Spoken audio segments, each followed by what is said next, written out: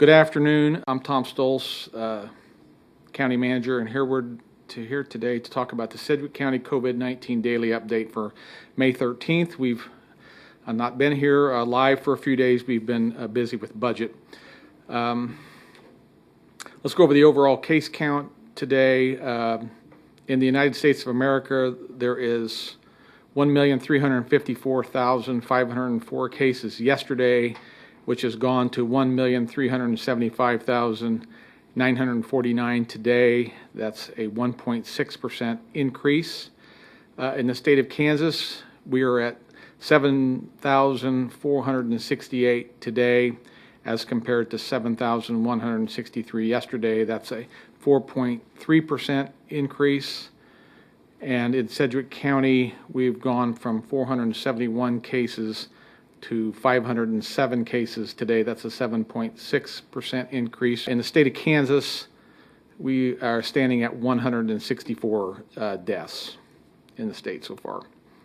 The periphery counties, Harvey County with 11 positive cases today, 19 in Butler. Cowley has 3, Sumner has 5, and Reno has 51.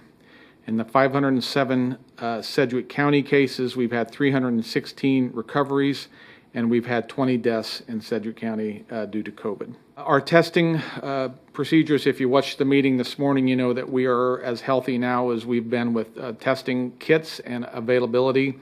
We have over 9,000 kits available, so residents can be tested at no cost regardless of insurance if they have at least 2 symptoms of COVID-19.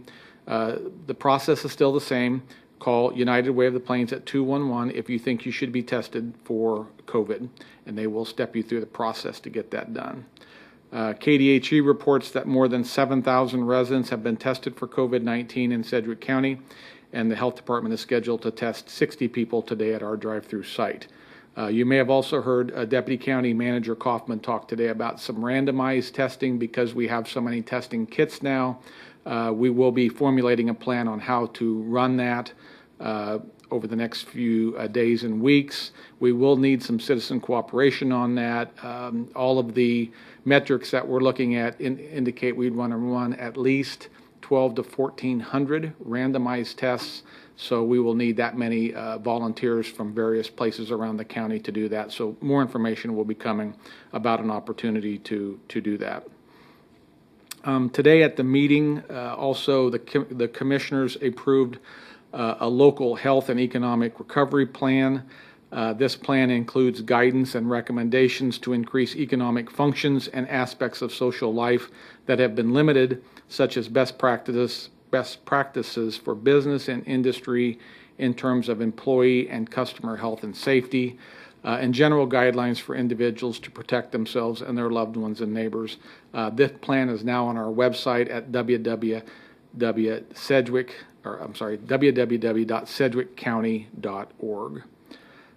We are currently still in phase 1 of the governor's plan through next Monday. We've had no announcement from the governor's office if that plan will progress to phase 2 or if we will stay in phase 1. We anticipate that before the end of the week.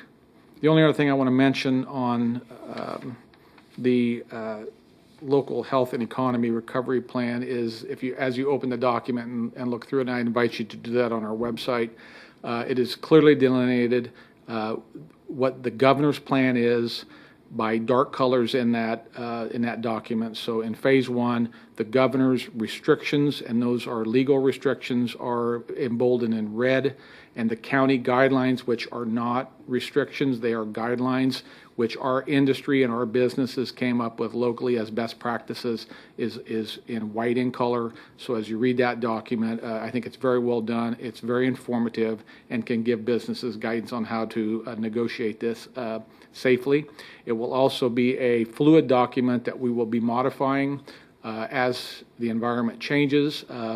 We're preparing now for the phase 2 business plan in there. That will be updated as of Friday. So please refer to that, and always check our website for different kinds of graphs and measurements We add something to it every week. We're trying to get to a point where our public can look at that website and determine, try to determine how we're doing, how Sedgwick County is doing in this, what we now call a coexistence with the virus phase, which we will be going through for the next several months. So with that, that's my report for today. Someone will be back tomorrow at 2:30 for an update. Thank you.